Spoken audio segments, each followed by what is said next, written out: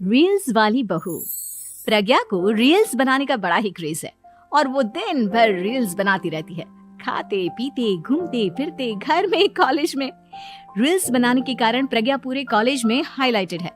जहां उसकी रील्स सभी को पसंद आते हैं, वहीं मनीषा चिंता में डूबी रहती है। एक रोज जब खाते हुए प्रज्ञा रील्स बना रही होती है, तब मनीषा कहती है, 1 मिनट भी चैन नहीं है इस लड़की को। ये नहीं कि खाना तो आराम से खा ले, लेकिन नहीं, अरे थोड़ी देर रील्स नहीं बनाओगी तो आसमान नहीं टूट पड़ेगा। अरे मम्मी, इसी को तो कहते हैं डिटर्मिनेशन। तुम नहीं समझोगी ये सब। भगवान, इस लड़की को सद्बुद्धि दे। जब देखो तब टेढ़ा बाका मुंह बनाती रहती है। मनीषा की बात का प्रज्ञा पर जरा भी असर नहीं होता और वो खाते खाते रील्स बनाती रहती है। दिन बीतने लगते हैं और देखते देखते प्रज्ञा का कॉलेज भी खत्म हो जाता है। आए दिन कोई ना कोई मनीषा को प्रज्ञा की शादी करवाने का सुझाव दे जाता है। सब ठीक ही कहते हैं, प्रज्ञा की शादी कर देनी चाहिए। अपने घर के काम काज में व्यस्त हो जाएगी तो खुद ही ये रील्स और नाच गाना बंद हो जाएगा। मनीषा और प्रेम प्रज्ञा के लिए एक अच्छा लड़का ढूंढने लगते हैं और तभी विकी का रिश्ता प्रज्ञा के लिए आता है, जिसने प्रज्ञा को उसकी रील्स देखकर पसंद कर लिया था। अगले दिन विकी अपने माता पिता के साथ प्रज्ञा के घर पहुंच जाता है और प्रज्ञा साड़ी पहने हाथों में चाय की ट्रे लिए उनके सामने आती है। जब विकी को पसंद है तो हमें भी बहू पसंद है। बहन जी, आप बारात की तैयारी कीजिए। एक बार लड़का लड़की अकेले में बात कर ले तो अच्छा रहेगा। हाँ हाँ, क्यों नहीं। मनीषा विकी को प्रज्ञा के कमरे में भेजती है, जहां प्रज्ञा पहले से ही रील्स बना रही होती है। तभी विकी कहता है, आ गए आपके साजन जी। हमारे साथ ये रील्स कंप्लीट करती तो और भी अच्छा रहता। अच्छा जी, अब आ ही गए हैं तो बना ही लेती हूँ आपके साथ। दोनों मिलकर रील्स बनाते हैं। जब वी मीट और तुरंत पोस्ट भी कर देते हैं। फिर विकी कहता है, जब आप साड़ी में चाय लेकर आए तब मुझे लगा कि कहीं मैं गलत घर में तो नहीं आ गया। अब सही है। दोनों की शादी पक्की हो जाती है और शादी के दिन भी प्रज्ञा रील्स बनाने से चूकती नहीं। यहाँ तक कि बारात के समय भी नाचते हुए रील्स बनाती है। सभी लोग प्रज्ञा की तारीफ के पुल बांध देते हैं और प्रज्ञा नाचती गाती अपने ससुराल चली जाती है। सब कुछ अच्छा चल रहा होता है। प्रज्ञा यहाँ भी दिन भर हर चीज की रील्स बनाती रहती है। लेकिन कुछ दिनों के बाद जब सुनीता कहती है, बहू, ये रील्स के साथ साथ कुछ काम भी कर लिया करो। वैसे तुझे और क्या क्या बनाना आता है? मम्मी जी, वैसे तो सब कहते हैं कि मैं सब कुछ अच्छा बनाती हूँ, लेकिन मुझे लगता है कि मैं मैगी अच्छा बना लेती हूँ।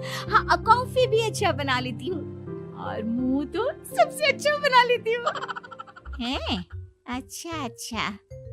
सुनीता अपना माथा पकड़ लेती है और कहती है, बहू, कुछ खाना बनाना भी सीख लेती।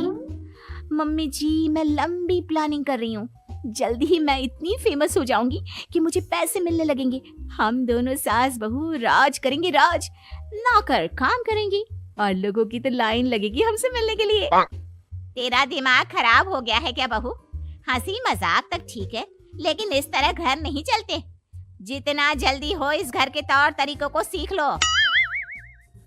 प्रज्ञा मुंह घुमाकर चली जाती है और तुरंत उसी वक्त एक रील बनाती है। ये देख सुनीता का गुस्सा 7वें आसमान पर चला जाता है और विक्की के घर आती ही सुनीता उसे सब कुछ बताती है। विक्की भी अब प्रज्ञा की इन हरकतों से परेशान हो जाता है। तुम टेंशन मत लो मम्मा, मैं देख लूंगा। विक्की कमरे में जाता है तो देखता है कि प्रज्ञा रील्स बना रही है। विक्की बड़े ही प्यार से प्रज्ञा से कहता है, प्रज्ञा, इन सब के लिए मैं तुम्हें मना नहीं कर रहा हूँ, लेकिन फिर भी हर वक्त तो ये अच्छा नहीं लगता ना। समझने की कोशिश करो, मुझे भी तुम्हारा थोड़ा वक्त चाहिए। मैं जब ऑफिस से आता हूँ तो मुझे समय देने की जगह इसी में लगी रहती है। तुम ज्यादा ही सोच रहे हो। तुम भी मेरे साथ रील्स बनाओ ना, तुम्हें भी बहुत अच्छा लगेगा। तुम्हें इज्जत से कोई बात समझ में नहीं आती क्या? दिमाग खराब हो गया है तुम्हारा इस चकाचौंध से। अगर तुमने अपना रवैया नहीं बदला तो मैं तुमसे दूर चला जाऊंगा। तुम ही रिश्ता लेकर आए थे, मुझे लड़कों की कमी नहीं थी और ना आज है। विक्की दरवाजा पटक कर चला जाता है। धीरे धीरे विक्की प्रज्ञा से दूर होता जाता है। एक रोज मनीषा प्रज्ञा के ससुराल उससे मिलने जाती है। तब सुनीता उससे कहती है, बहन जी, अब आई हैं तो कुछ दिन यहाँ रहकर जाइएगा, आप ही का घर है। हाँ मम्मी, बहुत दिन हो गए तुम्हारे साथ एक भी रील नहीं बनाई मैंने। प्रज्ञा तुरंत अपने फोन में रील्स ऑन कर लेती है। ये सब मुझसे नहीं होगा। तेरा ये भूत अभी तक नहीं उतरा क्या? बहन जी, आप कुछ कहती नहीं क्या इसे? जब आप ही कुछ नहीं कर पाई तो मैं कर ही क्या सकती हूँ। सास तो वैसी ही बदनाम है।